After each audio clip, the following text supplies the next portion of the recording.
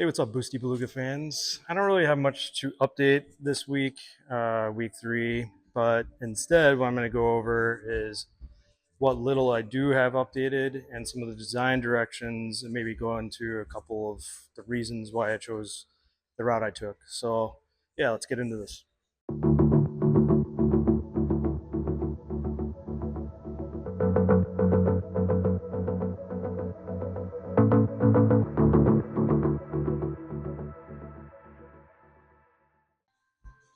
So week three, let's get into some of the materials that have been showing up. So I got a lot of the aluminum extrude that I'm going to be using for the skeletal structure of all my cabinetry, and also the kitchen galley and stuff. This is actually going to be used for the bed. This is 2x1, 2 inch by 1 inch. I think it's referred to as 1020. Um, and this is going to be lengthwise. So it's going to actually have four of these lengthwise, and I'll go into that why I'm kind of overdoing it, a little overkill. And then this will be side to side. Um, as far as everything else, I guess the only other thing I have that I got was the sink, which isn't very exciting, so I'm not really going to go into that. One thing I'm actually struggling with is my bamboo that I was so excited for is actually kind of potato chipping because of the acclimation. So I'm having to like stack more and more things on it to keep it from, I guess, bending as it dries. It's pretty dry in here on purpose. We try to keep the humidity at a specific level, but it's obviously kind of taking its toll on the acclimation of my expensive bamboo. So I guess I'll just continue fighting that. As far as the interior, I know I said I wanted to have walls up. What was that, 2 weeks ago? But I'm still doing some insulation. I think I referred to on my last video. My last van took probably, okay. Let's be, I guess, conservative and say 4 hours.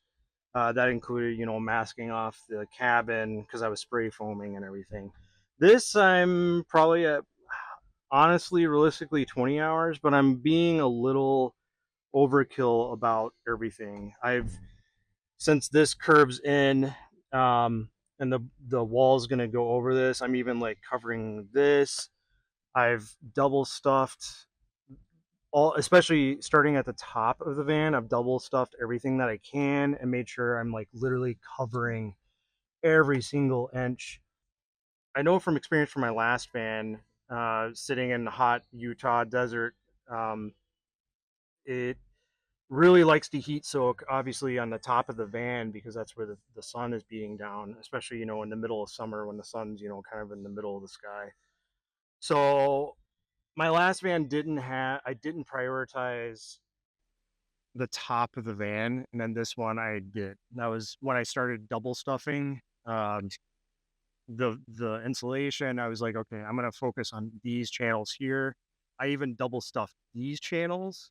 This is a big gap. So one thing I didn't get to do with my last van was actually spray foam this a lot because you can't really get the distance away with the gun that you need to where it's gonna evenly distribute it. And you don't want to over spray one certain area because then it's gonna ripple the metal on the outside of the van. Because on the other side of this, and where this is, that's literally the outside of the van, the shell. So point is this one I took the liberty of just stuffing this, and you can see like this is like very stuffed. So hopefully that's going to take care of a lot of my heat soak issues. I mean, eventually, yes, your van's going to acclimate no matter what, unless you have, air conditioning running to the outside temp, but I just want to fight that as much as possible. Ceilings are all, for the most part, actually pretty good now. Um, Obviously they're insulated. This was by myself, this was easy to do these three panels, but this one, the really wide one that's obviously heavier, that was kind of fun by myself. But I got it in, and it's, you know the 90 I don't even know what to refer to it as. It's the adhesive spray here, the 90 ice strength. I guess that's just the model. That stuff obviously is doing its job because I haven't done anything else to keep the insulation up. Um, it's not like it's wedged between these boards or whatever. It's actually just being held up with the adhesive. So, and I've used it to put up insulation like this before, and things like my last van, the adhesive. I used the adhesive to actually fabric my board that went here and stuff. I just know it works, and it obviously does still with something this heavy. So um, just note that if you're doing this by yourself, it's going to be fun to do it. You know, this panel specifically and the front one specifically, you can kind of see there's ripples because I was like frantically trying to get it up there. The other thing I did is I double stuffed in front of this as well. And that this was another pain point in my last van. I have some insulation in my last van here, but I'm not messing around this time. I covered the entire thing and I double stuffed it, and hopefully that's going to take care of everything. Some tutorials I've seen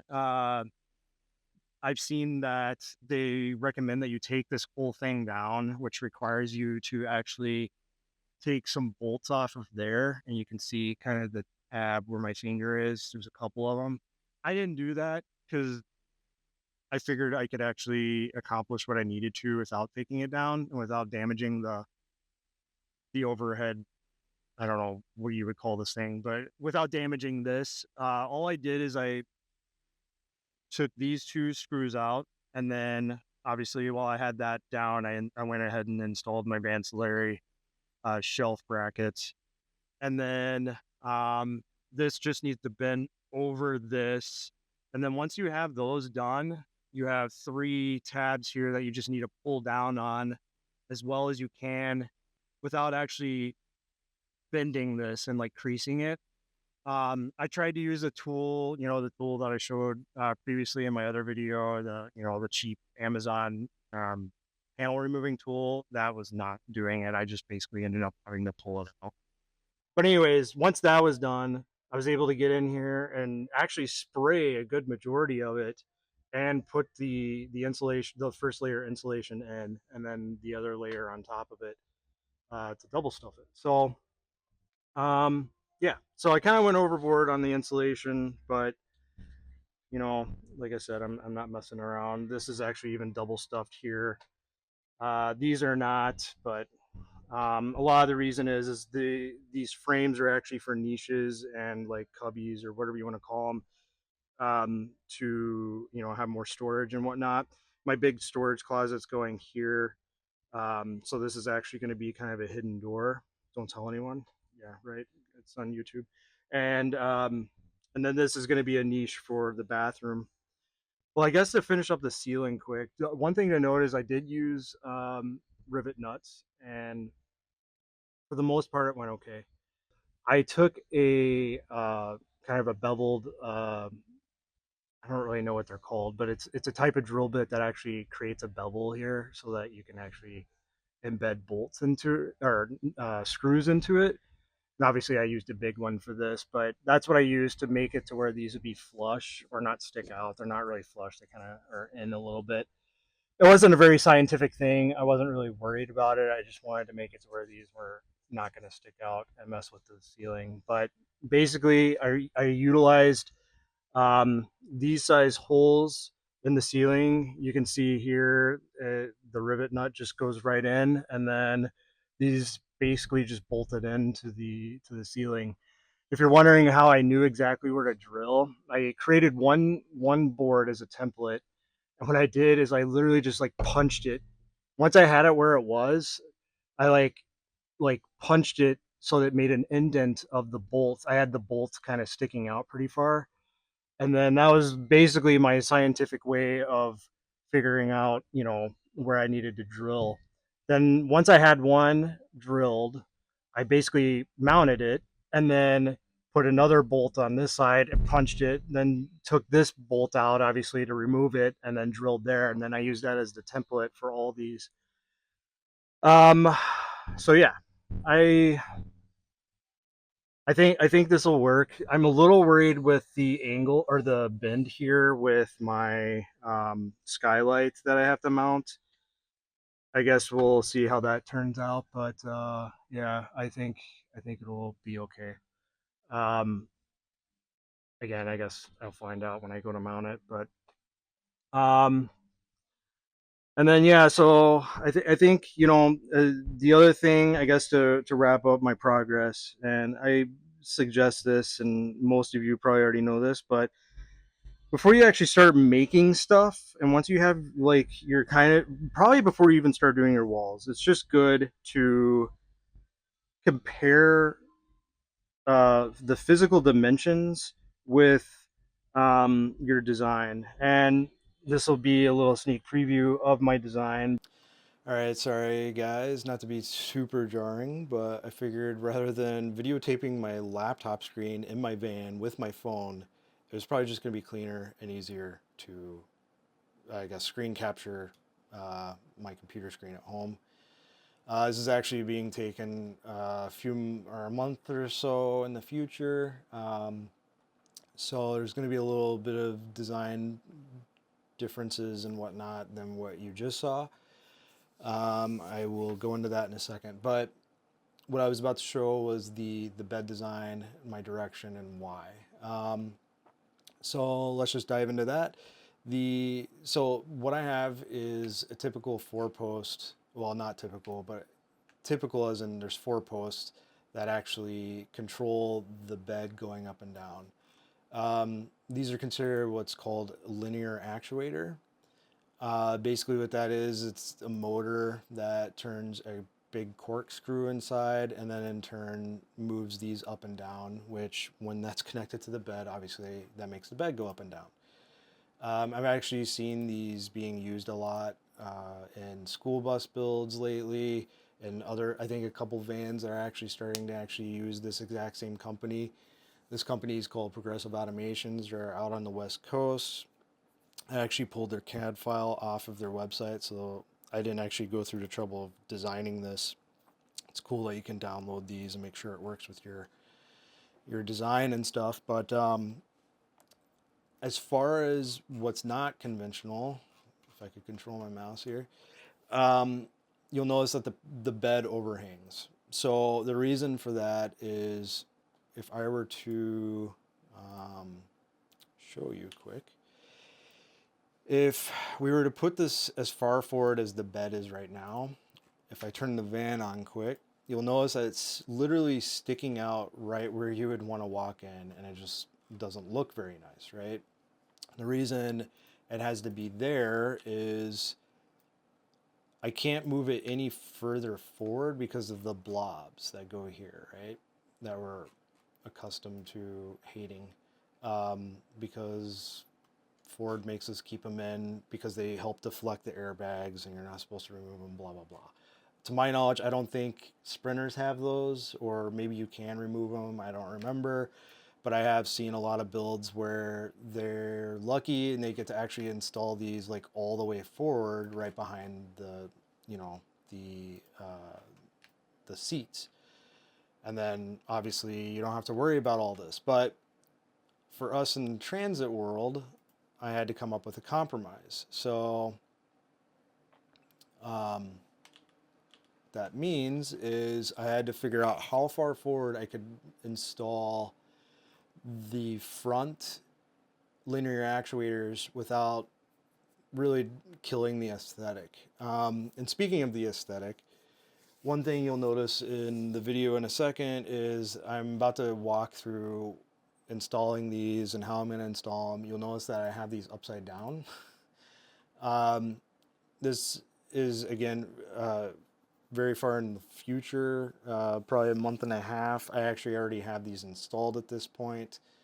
I decided to install them with the motors facing, or in the, towards the roof versus on the bottom, because they're just so massive. I didn't want them to I guess, interfere with the, you know, the counter. You'll notice it's like right by the sink over here. It just would have been in the way, right? Plus, it wouldn't look nice. With them as far forward in the ceiling, or sorry, as far up into the ceiling, they're out of the way. You don't usually see them. And then the mattress, it doesn't really show that here, but the mattress will like, it will hit these, but it'll compress the mattress and whatever. So it's funny because the video here you're about to see me holding upside down, but whatever. Um, Now with the overhang, I'm sure you're wondering, okay, Sean, that's cool and everything, but are these actually going to be able to handle um, the weight of 2 humans, right, in a queen size mattress? The bed itself is about 80 pounds. I actually talk about this in a future video, if not numerous times, but each one of these can handle 150 pounds moving force. And that's, again, moving force, which means static force.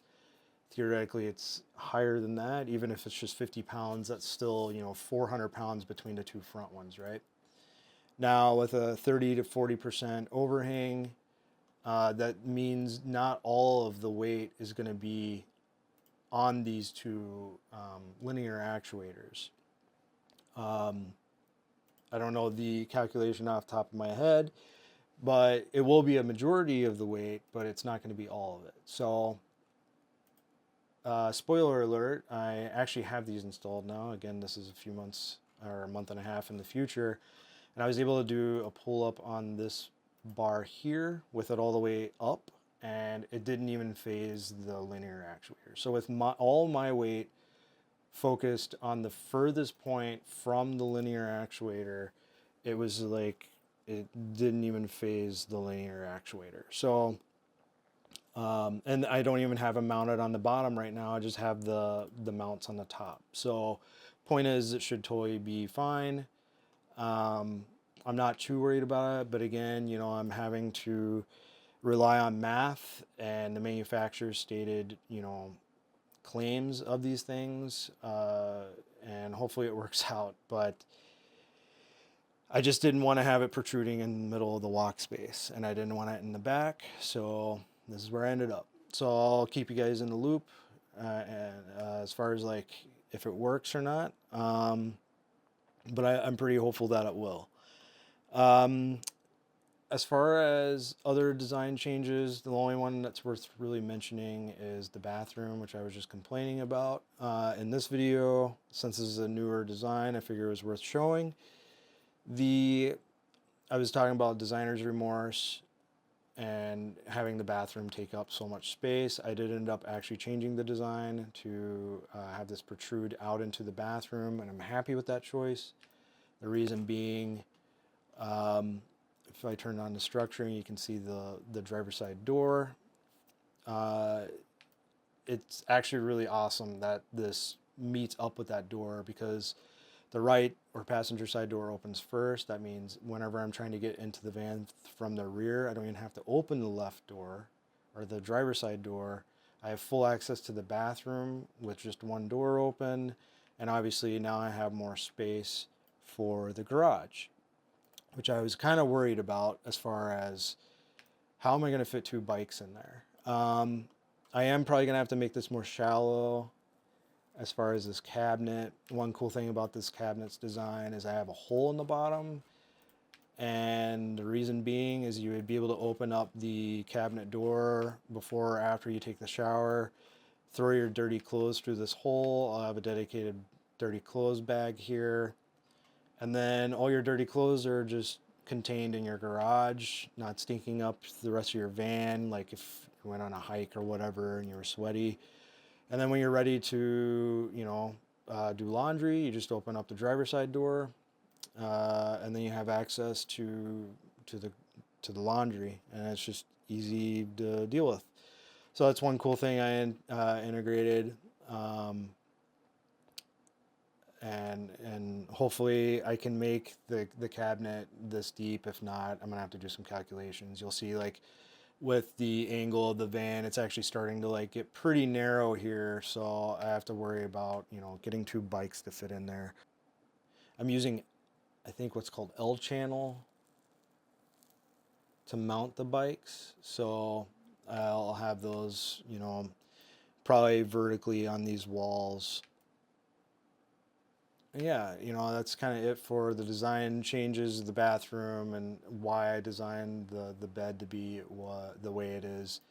I guess the last thing I'll mention is if I turn the mattress off, since the weight is going to be distributed, or basically the structure rigidity of the frame itself is going to be important because of the overhang. I basically decided to, regardless, I'm going to have cross beams anyway for the mattress support. So what I decided to do is double up on these beams here. So hopefully that, you know, between four of these beams, actually I know for a fact four of these beams will be able to handle any weight on this side. So, but yeah, so hopefully that helps someone that's maybe trying to do this as well or put their bed in the front.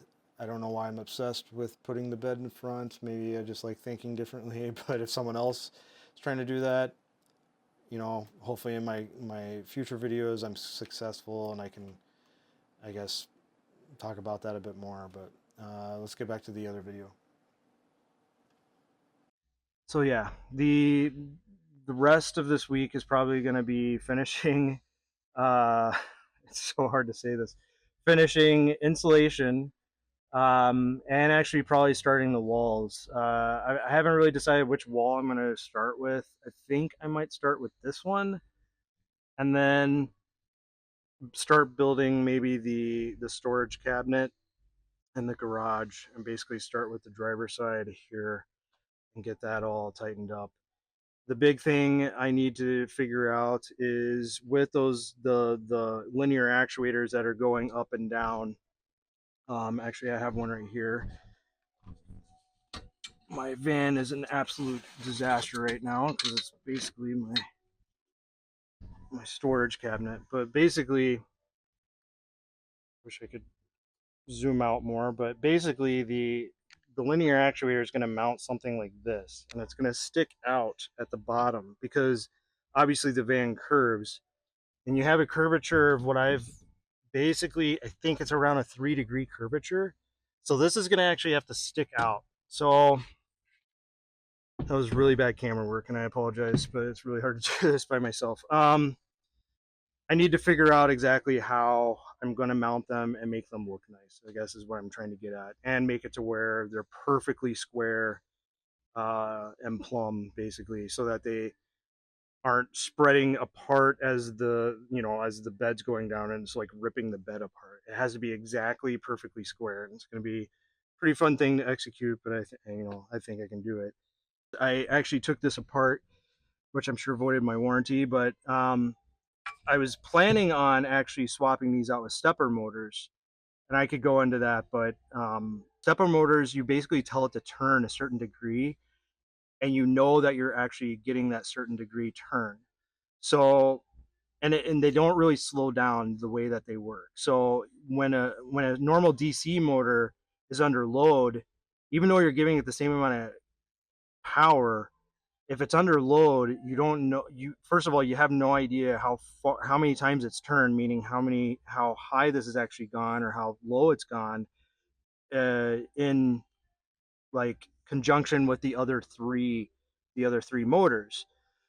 So what I'm planning on doing, and this is going to be pretty cool if I can pull it off, is it's going to be Arduino controlled, just like my last bed. It's going to still use the DC motors, and it's going to actually use an accelerometer. So let's say that the van is actually parked at an, well, first of all, what that's going to solve is when the bed's going down, if one motor is I don't know, under more load or something, right?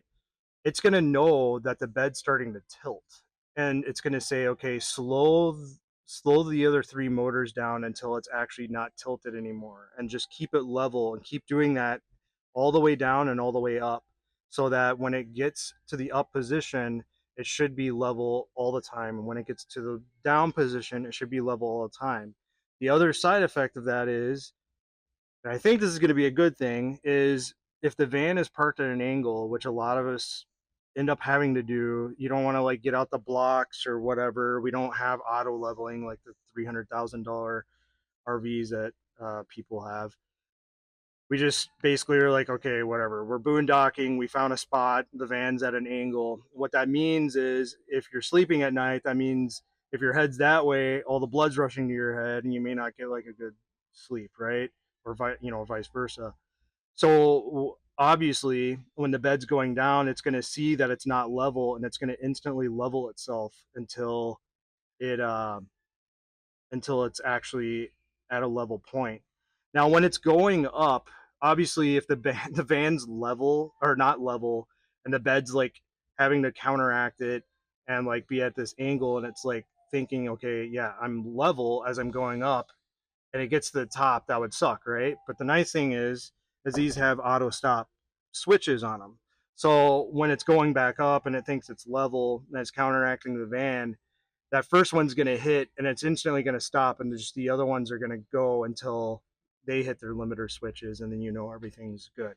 So that's how the bed's going to work.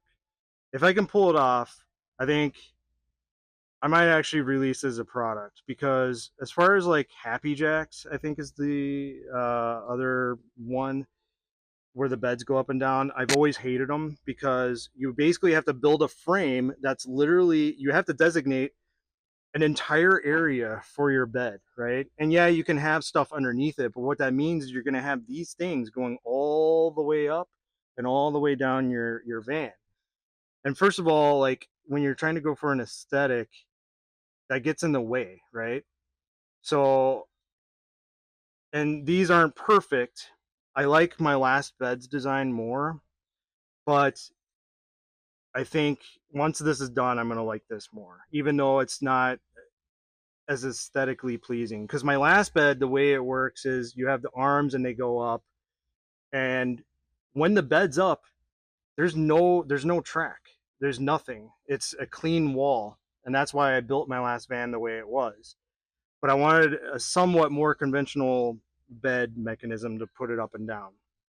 Um, the other thing with the Happy Jacks is it's all bicycle chains and these like channels, and so it's extremely loud. I haven't actually seen it in person, but every review I've ever read and every video I've ever watched, it just seems like it's not engineered very well, in my opinion, and it's loud and it's slow. These things haul ass. Like you can put up your bed again because they're rated at 150 pounds each. You can put up your bed at probably in 20 seconds, from what I've seen. And I've been playing with it. It's insane. My last bed took about a minute. Um, Happy Jacks, I think, is a little slower, just because of the way it works. Basically, the way a Happy Jacks works is you have one DC motor, and then that turns an axis, or an axle, I should say, that goes across this way, and then that turns a bicycle chain here and a bicycle chain here. The bicycle chain goes this way, that turns a bicycle chain that goes down that way, and then this one goes down there, and obviously the other corners have bicycle chains that go down. You have one that goes that way. You get the point. It's insane. And like that one DC motor is in charge of um, all of these axes. So the one nice thing about it, obviously, is each corner of the bed is going up at the exact same speed. But you're also dealing with a pretty complicated mechanical design that's going to be loud, and it's just this huge footprint. You could never use a Happy Jacks in the front of your van unless you wanted a bar that's literally like right here that goes down, and then you have to like deal with like figuring out what you're going to do with the floor there. And that's why you never see people mounting beds in the front of their van. That, and obviously the blob. My last van, I was lucky I didn't have the blob, so I actually pushed my bed all the way. My bed actually goes like to this point because I took the blob off.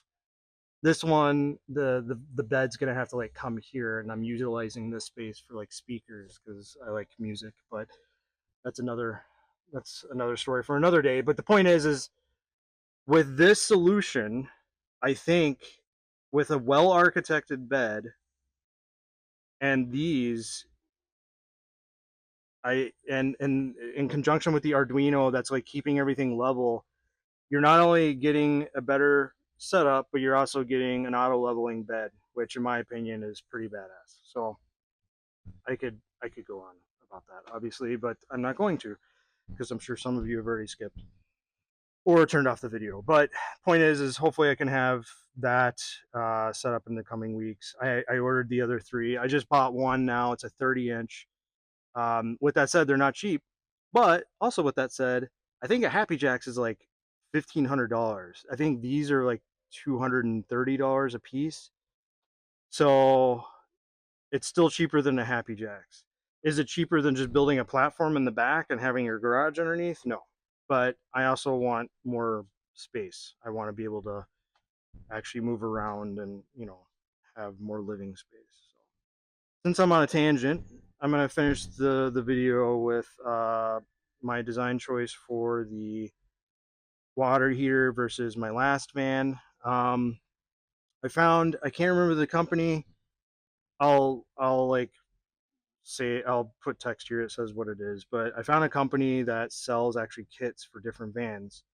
My biggest fear was like, okay, I bought an extended warranty on this van, and I don't want to mess with it. And what I guess I haven't actually said what I'm using for the hot water heater, but basically what this is, it's a marine hot water heater, and it has these 2 points here. And these, if you're familiar with cars, you're going to be like, wow, it really looks a lot like heater core pipes on the firewall of my car.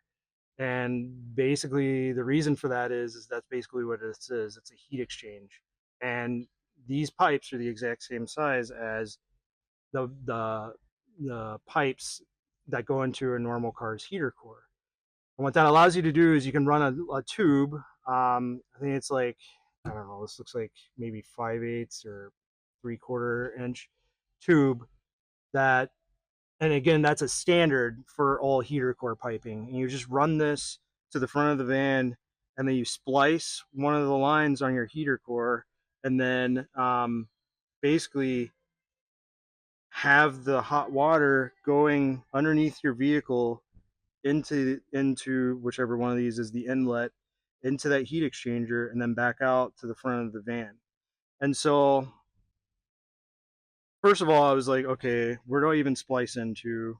It looks like Transits actually have an option at the front of the vehicle for this, but I looked and I don't think mine has that pipe. That would have been pretty awesome. So what I'm going to have to do is actually splice it into the heater core. Um, and so what that basically does is now you're using otherwise wasted energy, heat energy, to actually heat your hot water. And you're probably saying, okay, Sean, that's cool, but if I don't drive for like a day or two, I don't want to like turn my van on to heat up my water. What I've read, and you can look into this yourself, but what I've read is these things you can actually see the insulation sticking out of this here. These things are insulated so well that they will keep the water hot for at least 24 to 48 hours.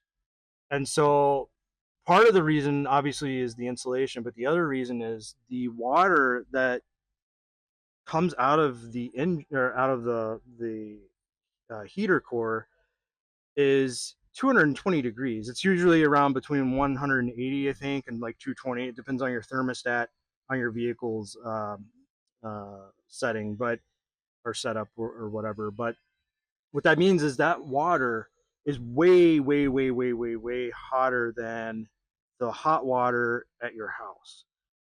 And so, first of all, that could be dangerous. Second of all, because of that, it it you're starting with a higher temperature and it's going to stay hotter longer, right? So that's one reason that I might say you want to be careful with these. And what you can actually change, I think you can change I think there's like a mixing valve on this, or on some of them there are. And what that would allow you to do is actually say, okay, I only want a trickle at full bore to come out of this thing because the water is so hot. And that allows you to um, basically, even though so this is 6 gallons. And what that allows you to do is it allows you to obviously get more use out of your 6 gallons of hot water, right? Um, this Humble Road, which is another YouTube channel I highly recommend. He went on he went into this on one of his builds, and he actually recommends don't do it that way. Just be careful because every shower has a mixing valve. If I remember correctly, I think that's what he recommended. And it's like, yeah, you can do that, but just be careful when you're using your hot water, and you're still getting the same result. You're still only getting a trickle of hot water, and you're getting more use out of it without like actually having to limit how much hot water is coming out of this. So this in conjunction with this, I think this is 32 gallons. That's 6 gallons. My old van had 40 gallons of fresh water, so I'm pretty close to what my old van was. A lot of you, that's probably overkill. I designed these things to be off grid for a week at a time. So, which obviously the hot water situation isn't going to really um, work with that, but I can always, the thing is you can always start your engine for 20 minutes and get hot water. The other thing is these have heating elements, electrical heating elements, which I'm probably going to hook up to the inverter, the AC DC to AC inverter. So that's another option, and I'm going to have a ton of power for that. But the reality is you don't really want to do that because um, to heat up a gallon of water takes a ton of energy, right?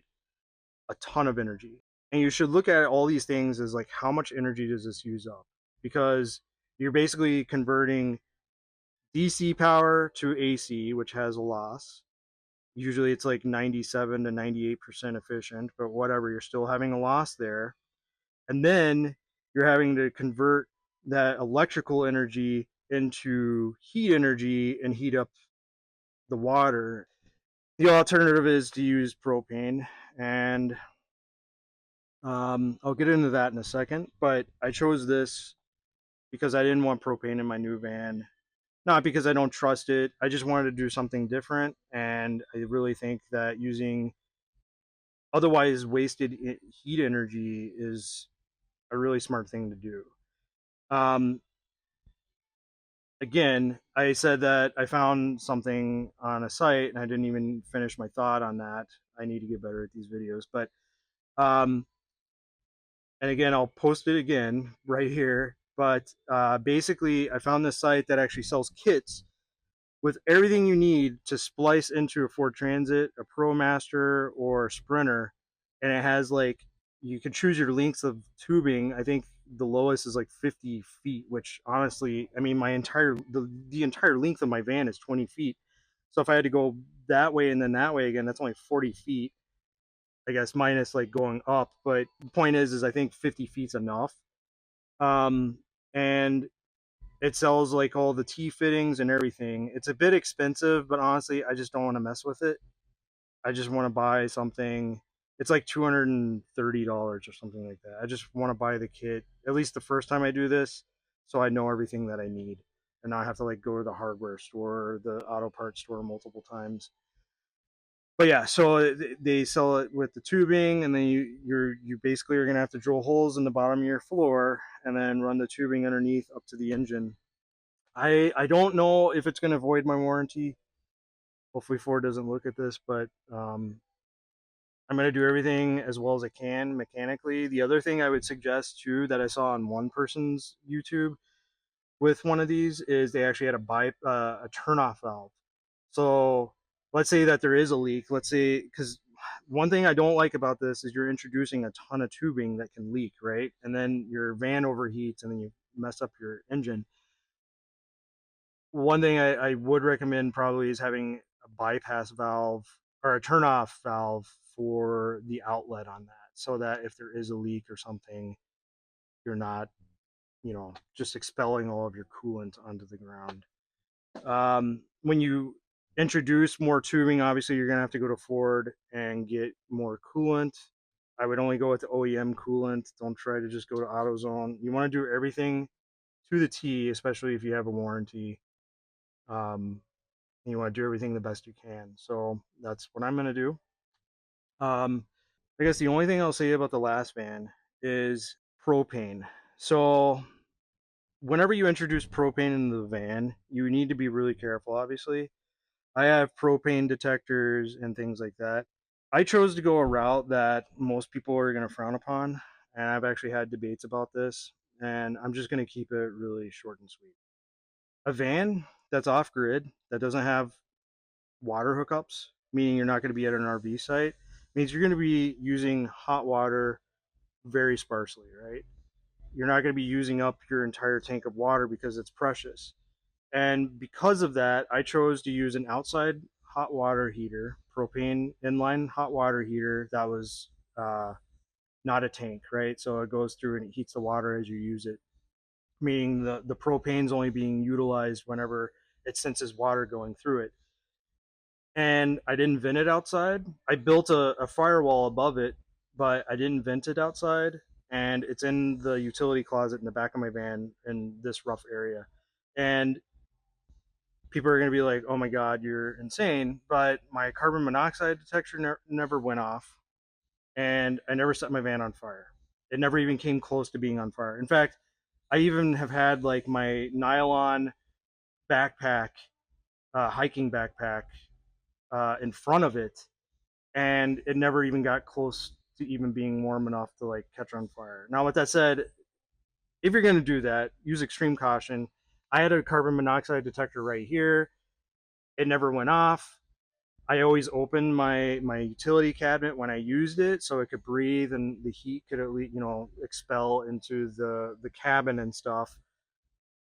And I only took a minute to 2 minute showers. You use the hot water, you lather up, and then you use the hot water to like rinse off, right? And it doesn't, maybe there's, you're having to lather up multiple parts of your body. I'm not going to get into taking a shower and how to do that, but point is, you're not using it. You're using it in small spurts, right? So it's not going to build up a ton of carbon monoxide in just a few seconds of use, and it worked well. And again, use extreme caution if you're doing this. Don't take my word for it, but always have a carbon monoxide detector in your van, no matter what, and make sure that if you do that, you're not taking long showers. My I just didn't want to have to deal with propane anymore, and that's the main reason I went with this. I have an electric stove like everyone else does, and if anything, I'll have like I'll bring like my little Coleman grill or whatever if I want to grill burgers or something. But point is those are the options for hot water. I wouldn't even look into electric hot water unless you have a ton of battery storage, even more than I do. It just isn't worth it. So this video I thought was going to be really short. It's really long, and if you even stayed for half of it, I applaud you. I hope you learned something. Again, that's the only reason I even make these. Um, and hopefully next week I'll have more updates and more information to share. But yeah, until then, peace.